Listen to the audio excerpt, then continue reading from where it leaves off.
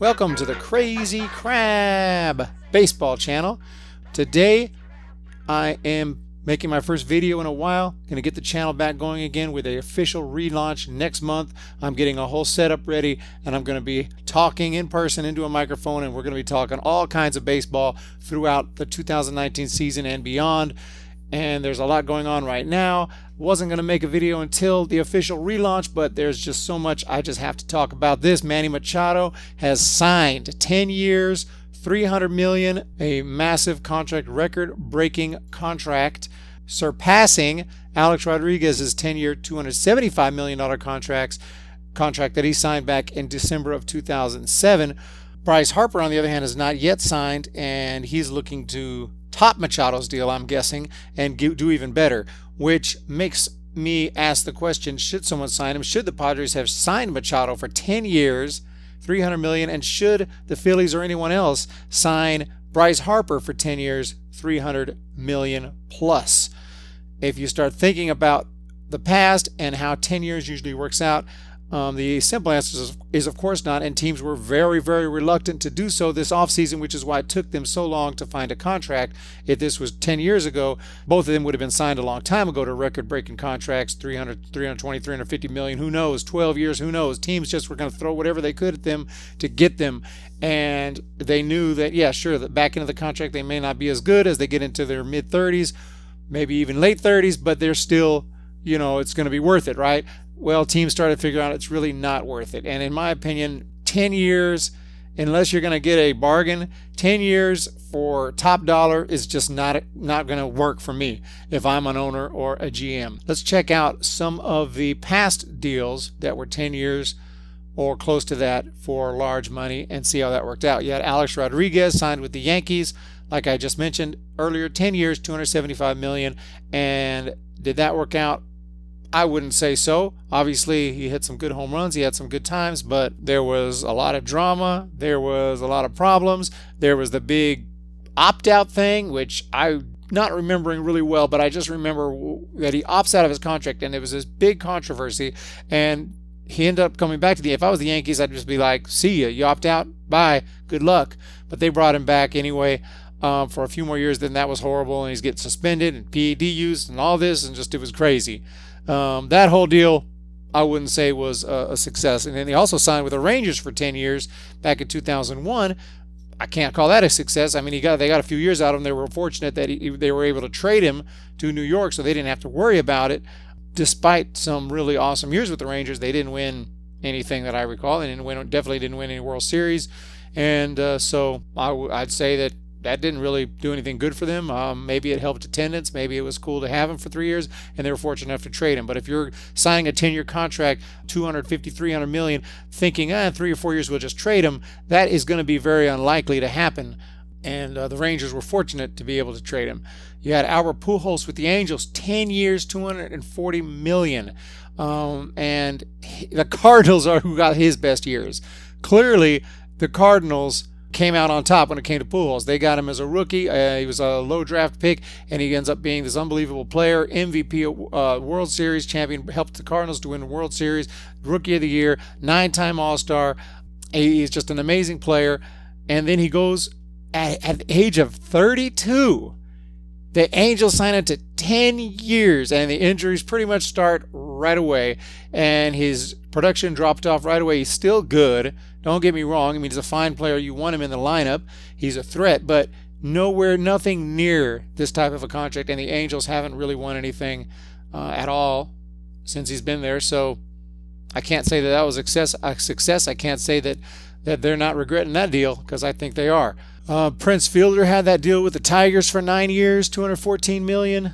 He hit some nice home runs for them. He helped them out. They got deep into the playoffs, but again, no World Series championships. Then he ends up getting traded to the Rangers, and then he ends up having to retire early, probably still getting paid. I don't even know. I mean, that contract was signed like 2012, so obviously 10 years haven't passed yet. Prince Fielder is still getting paid, and he's been retired for a couple years now.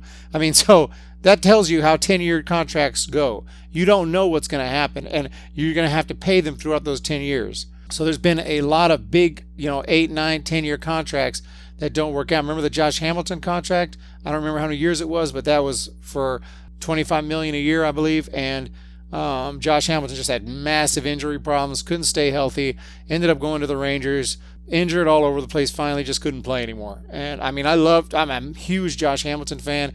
I always wonder what would have been had he been healthy from the beginning of his career. He would have been, probably a Hall of Famer.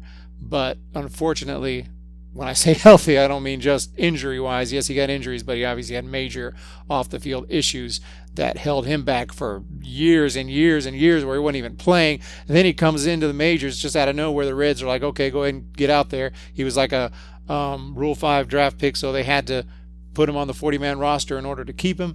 He ends up tearing it up for them, goes to the Rangers, wins MVP. He was an amazing player, and the Angels threw all this money at him, and that was pretty much it. They never got anything out of him. So it's a big, huge, gigantic freaking risk. And when you're talking about 10 years, Manny Machado's a great player, but we know Machado, his biggest deal might be just his behavior is just out there, and society's getting a little more sensitive, and we just don't know what he's going to do. He's a freaking loose cannon out there.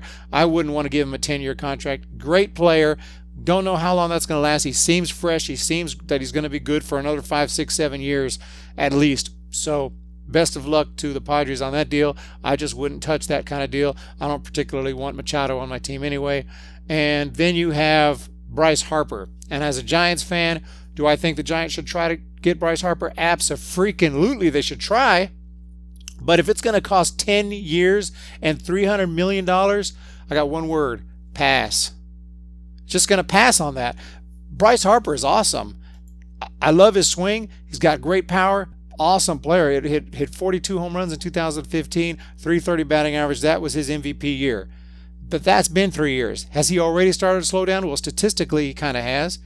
Last year, he hit, 249 after hitting 319 in 2017. So your free agent year, your last year, you come out and hit 249, 34 home runs, obviously nice, 100 RBIs.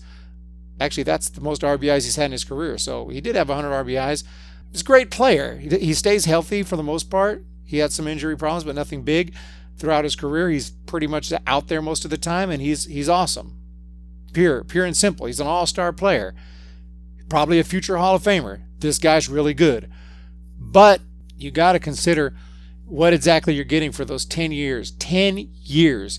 Bryce Harper's only 26, so he's only going to be 36. It doesn't sound too bad, and that's why I think someone's going to give him that contract. But I really believe that I think at the end of the day, it's going to be the Washington Nationals, just kind of in the same way as our Pools. It's going to be the Washington Nationals that got his best years. I just have a feeling he's going to still be good and he's going to still be productive, but I don't know if he's going to continue to win a bunch of MVPs and be an all-star player every year for the next 7, 8, 9 years.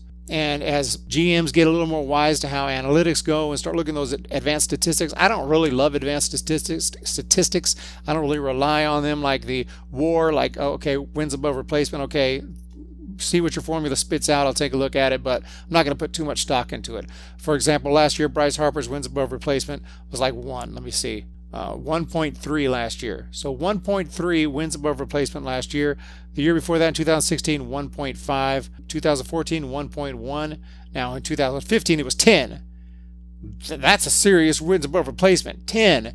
But if you're going to be getting 1s, 2s, and 3s and 4s every year, if that was real, and if you were to believe that and take that at face value, then you absolutely would not want to give him that kind of money, because you would do better off with an average outfielder, and you may lose another game or two, but you have all that money that you can bring in multiple pieces, maybe 2 or 3 pieces. You can really get your rotation going. You can just do so many other things instead of just relying on one player to come here and help you win 6, 7 extra games a year.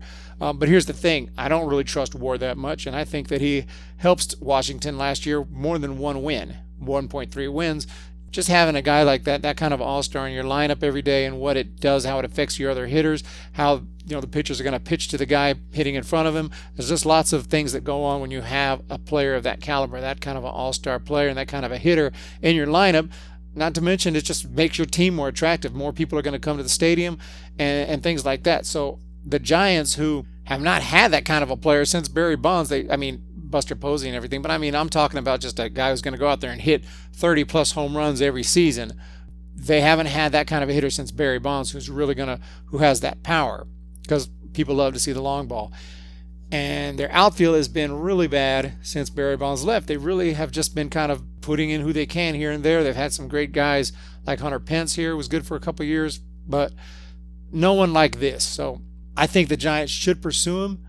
I would agree with that you have to overpay. Obviously, you have to pay for more years than you'd like to give.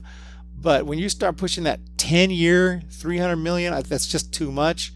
You don't know what's going to happen. There could be injuries. He could slow down. So many things can happen. You don't know when he's going to start to slow down. I'd rather give him a shorter term contract, more money per year. I think that's what the Giants were thinking. It doesn't look like the Harper camp is interested in that. So be it. I would let him go to Philadelphia or wherever.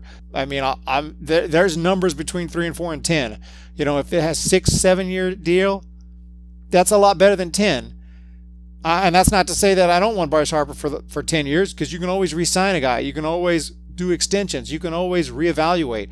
But to commit to 10 years for that type of money for a player who's not named Mike Trout or Barry Bonds back in the day or something like that, and I'm not trying to say that Bryce Harper is not an elite talent. He is.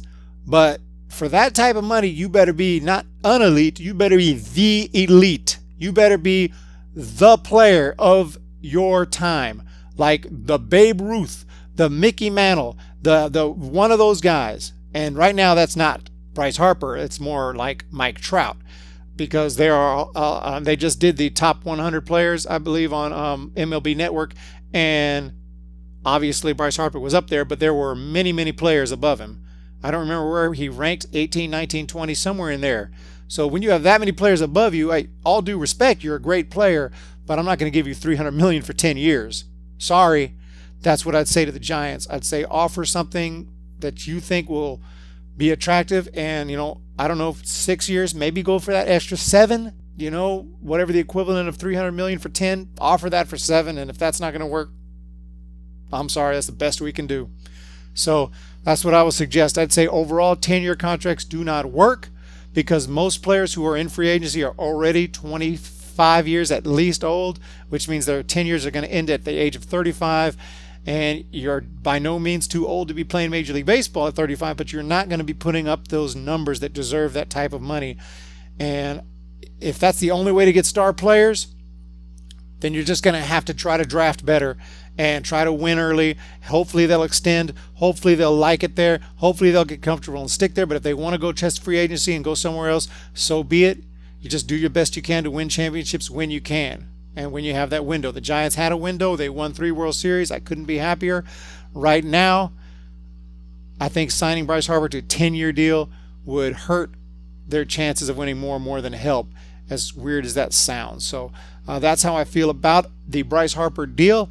Best of luck to him. If the Giants do sign him for 10 years, $300+ million, I'll disagree, but I'll freaking go out and buy a Bryce Harper jersey right away. So have a great day, Crazy Crab. See ya.